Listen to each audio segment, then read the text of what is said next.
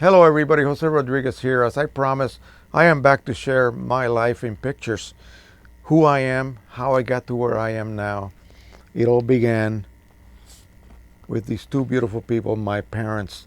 This is Señor Jose Crescencio Rodriguez Forteza, Eva Raquel Rodriguez. Yes, both of them were Rodriguezes. They met across their kitchen windows. I shared this with you earlier.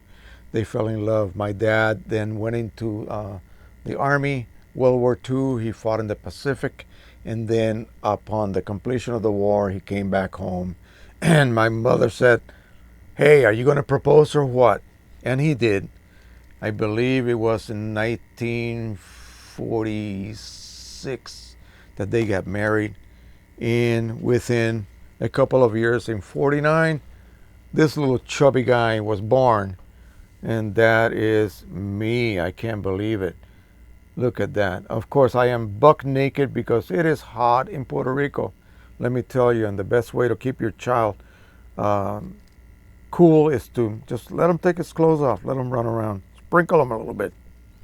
Here is my dad and I. He's my hero, always has been and always will be, even now. Rest in peace, Dad. He is helping me how to walk on a fence. Gosh, a little bit dangerous, but I have my dad to protect me. Here I am. I think I'm about maybe 3 years old, maybe 4. I was always a little guy. There I am sporting my white cowboy boots. I don't know what I was thinking. Got a nice white suit going, and I think this is probably my Sunday best. I don't know where we're going, but I do have those pictures to look back and reminisce. Here's my dad and I.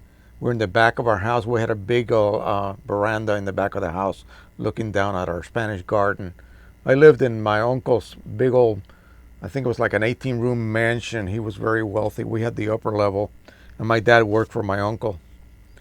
Here I am on my 3rd or 4th birthday, I believe. I got a rocking horse for Christmas. My mom was giving birth to my sister right about that point, so I stayed a few days with my grandmother in Ponce, the south of the island. And that is Christmas morning. Here I am at a birthday party, looks like. I really don't remember who these kids are. Maybe school kids, kindergarten possibly. But there I am. There's Joe. I always had my hair perfectly done. Yes, my mom really took good care of me. I took up the piano around age 7. And actually, they tell me I became so good I was performing on TV in local places in Puerto Rico, in San Juan. Here I am a little bit older, still doing my lessons. And then I took up drumming. This is me, my teenage years, at a neighbor's house. I took my drum set over there and started making all sorts of noise. I actually played with a couple of rock bands in high school, and we did a bunch of local gigs. Here I am as a teenage photographer. I am sporting my Weston handheld meter, by the way. And check out that look and those glasses and the hair. I had more hair than I could deserve at that point. Again, here I am in my backyard. These are all shot, of course, with a 35 millimeter on self-timer, and there's my light meter. That thing always went with me everywhere I went. Here I am, a little bit older here. I'm about probably just before I went into the military in 1968. So I must have been maybe 19, 20. There's Joe with those Clark Kent glasses. They're back in fashion, I hear. This is me at a shoot. I did a coverage of the Pebble Beach tournament. We had some wounded patients from the Vietnam era attend. They were invited to be their guests, and I went to shoot for the local newspaper. And so that's me. Here's me in boot camp. This is my first week of boot camp, Fort Ord, California, Monterey Peninsula area. Beautiful place. This is the crew of my newspaper that I worked for, the Foghorn in San Francisco. There I am. These are the other cub reporters and editors. This is the information officer. This is my other editor. So I did all of their photography. And then I met my wife to be. I saw her and I fell in love with her. She was my first date ever. I had never dated before. I had some interests on, some high school girls, but I never really moved on to actual dating. I was too busy photographing and just enjoying family life. This is myself and my wife. We went to visit her parents. We weren't not married yet, so she took me home to meet the parents, and I guess they approved. This is myself getting some sort of award. I think it was a Joint Service Commendation Medal. I worked for the Inter-American Defense College here in Fort McNair, Washington, D.C., and it was a tri-service type organization. So at the end, I guess I did a good job, and they gave me that medal, which was worth a few promotion points. All right, here I am just enjoying nightlife. I'm out with my friends. We're probably getting a little drunk. And I think I was, all of 21 years old maybe. That's in San Francisco, by the way. This is me and my wife-to-be. We're sneaking a little meet at the local hospital library where we would meet whenever we had time. And somebody snuck up behind me and shot us like a gotcha type photograph. This is a shot I took for the newspaper showing my wife picking up the, my wife-to-be, she's my wife now, of course, picking up the morning mail to take to the clinic. These are the two clerks at the post office. We did a lot of that type of shooting, really simple stuff, nothing fancy. This is my paper dryer, my print dryer. Again, this is, the old days. You did wet processing and then you laid the prints down on a conveyor and they were pressed against a heated drum and they emerged dry. That was the way we did things. Here's me at the little bench getting my camera ready to go out on a shoot. And so this is all in San Francisco. Then I went ahead and decided, what the heck, let's join the Special Forces. I came back from an assignment overseas, and I was assigned to the 10th Special Forces Group in Fort Devens, Massachusetts. And here we are outside in field maneuvers. This guy ended up getting killed later. Nothing to do with combat. It was a tragic automobile accident. Okay, and this is my future wife at that point. This is Janine. This is when we started dating. And being silly, I think we visited her parents and we were at a day camp that her mother ran, and she just wrapped herself up in a blanket and acted silly in front of the camera. That's my girl. Here she is being I want to be alone mood, like the movie star did back in the 40s. I forget who that was. Here's being very pensive and thoughtful behind the house. And again, these are just a bunch of snapshots of my life, important people in my life. This is my wife-to-be. Check out the Kodak Instamatic camera. Oh my God, that was the camera to have back in the 70s.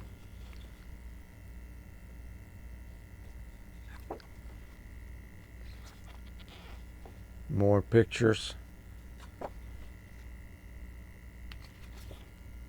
Here's the tough guy. Look at how skinny I was, huh? Boy, what I would give to be that skinny again. Holy cow. This is in Puerto Rico. She stopped traffic when she was walking down San Juan. Yeah, that's my hot wife. Wow. I'm being attacked. Not really. This is in front of my dad's house, mom and dad's house in Puerto Rico, about 4 blocks away from the beach. So we had coconut palms in our front yard, a hammock, and it was paradise there, let me tell you. So there you go, huh?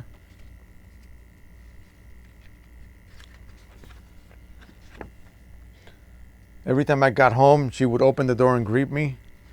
Hey, what more can you ask for? Look at her. This is Judy, the baby Judy. She is driving her nuts, wearing her out. I would get home from work and I would take over and give her a break. Look at that look. And Judy would act like a little saint. This is Mom, Dad, and baby Judy.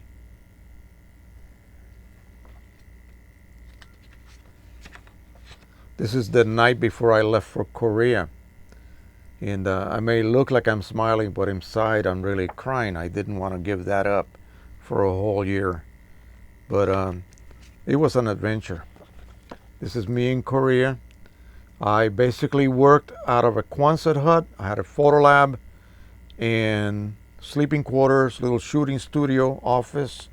And I basically stayed there 24/7. Unless I was getting a haircut or eating chow at the chow hall. This is me in my little office. Not much to see there. This is me outside the hut. And we went out on missions. We went out on a lot of helicopter flights. We do a lot of aerial photography. We went up to the many mountain type radio towers in little radio microwave centers back in those days. They would have about maybe 12 soldiers working on the top of a mountain doing communications. I was with the strategic command there, and so that's what we did. And that was a lot of fun flying around all of South Korea. Here I am in the hut again. That's me. I got promoted to sergeant, so at least I was making a few more dollars to send to the family. Here I am with my partner. This is the guy that I work with. He lived in the barracks. I got to stay here because I was an NCO, so I got to stay in my own little quarters. No one to bother me. Here I am in the studio. I got a customer here who I don't know what he wanted, but got a big old tripod here and some lights. Yep, that was the time when everything was done by hand. You set it all up by hand and tore it down every time you were done and have to reset it up again. This is me listening to the radio. We did not have any local radio. We had Armed Forces radio to listen to, so and the music was about 10-15 years back in time. Nothing modern. This is the week before I came back home. I decided to put on my khaki uniform, which does not exist anymore. They don't use this uniform any longer, and took a nice little tour of the local town. I was stationed in Daegu. Daegu is in the middle of South Korea, and it was the third largest city in the whole peninsula. This is what I was coming back home to. So, you know, who can blame me? I could not wait.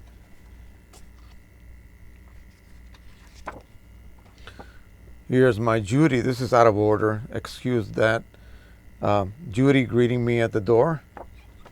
She did that. She still does. This is Mom and Judy. Snowy day. And all of this time I'm working in photography, mostly in different types of photo labs, doing what we used to call grip and grins, basically award ceremonies, going out to the field with the soldiers, doing the maneuvers, and basically covering everything.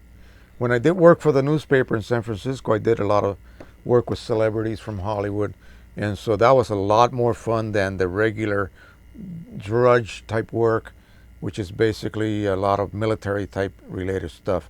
I did a lot of copy work. This is Judy, by the way, on her little horse. I did a lot of copy reproduction work, learned how to do that. I did some 4-color printing. My secondary specialty became lithography, so I did that for about maybe 10 years, and I still had that secondary MOS when I retired.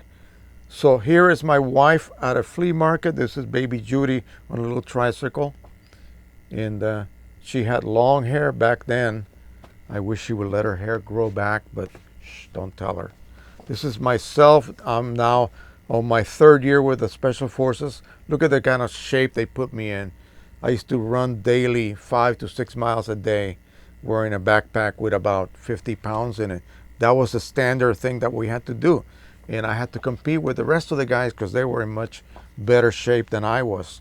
So there was no way for you to take some slack and not keep yourself in shape, because every 6 months you got tested. So here I am with Janine, baby Judy. She's now a bigger girl. I think I have my fatigues on, my boots, and regular t-shirt on. This was my uniform. Once I take my top off, that's what I stayed on at the house. I never really changed. And guess what? Janice was born. This is after I came back from Korea. And yes, almost immediately my wife became pregnant. I wonder why. And baby Janice was born. And look at that girl. That's Judy. Wow. I should show that to Nathan. So here is mom with baby Janice. And we're getting close to the end here, folks. This is my dad, rest in peace, dad, with his princess, Janice. This girl became his princess. He treated her like a queen, I swear. And he never had the opportunity to meet with Judy when she was a little baby like that. So he used to carry her through the neighborhood in a big fluffy pillow, like she was some sort of a little statue, and show her to the neighbor ladies. Oh my God, I'm getting attacked again. Yeah. My wife does love me. What can I say? I don't know why. I don't know why she puts up with me, but there you go. And again, these are all pretty priceless to me. Oh, wow. This is in Puerto Rico, my mom's house. Like I said, we live 4 blocks from the beach, and it's hot. So I'm walking around bare-chested. I actually had a six-pack. Wow. If I could only get in that kind of shape again. I'm 68 in about another couple of months in September. I should try, huh? This is my wife having fun with the kids. Little wading pools in the backyard. And again, I assume it is a very hot day. And yep, looks like fun. My mother, Judy, and Janice. And I actually have a picture of my grandmother, also my dad's mother, with the 3 generations, actually with Jeremy as well. Here is my mom's mom. So this is my grandmother, Janice's great grandmother, and that's the first time she saw her. This is in Puerto Rico. This is Judy. She had actually burned her hand in a really a freak little accident. And after the whole ordeal, I took her to the carnival, and she's on her little carousel horse, and she's looking at Dad. I want you to look at that look. She's looking at Dad with love in her eyes. She still uses that look to get whatever she wants. She's 44, by the way. I let her get away with it. Why not? Here's Judy, Daddy, and Janice. Don't worry, folks, we're near the end here. Okay, those cuddly sisters, I wish they would do that still, but they really do not. They are 2 completely different characters. I actually match Janice a lot more in character than I do Judy. Judy is my baby, and she gets whatever she wants, but Janice and I are like that. It's amazing how similar we are. Judy, Janice, being silly. And by the way, have you noticed how neutral these prints are? 3880 OEM ink, Canon ProLuster paper. Amazing. Here's my hot wife and baby Janice with her little hoodie on and looking cute as ever. Man, those are the memories. Sled time. This was in Massachusetts. It did snow a lot there. We are getting closer. Oh, look at that. Everybody being serious.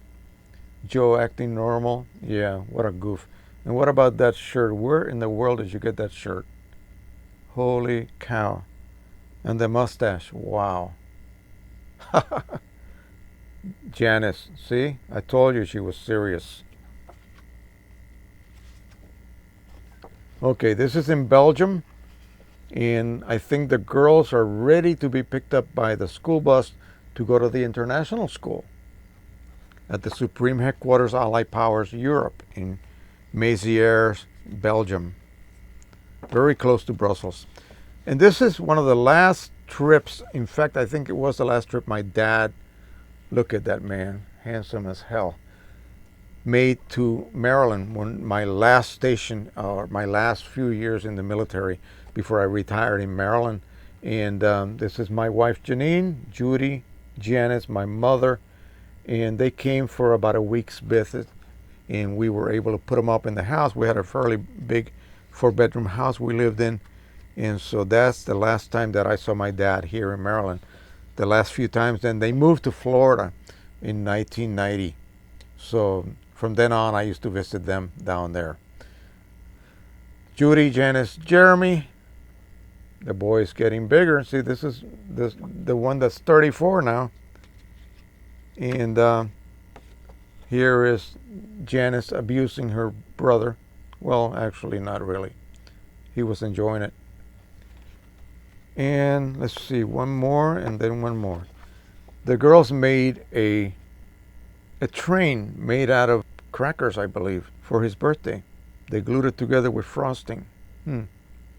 So here they are. Very cute. And last but not least, this is their school picture.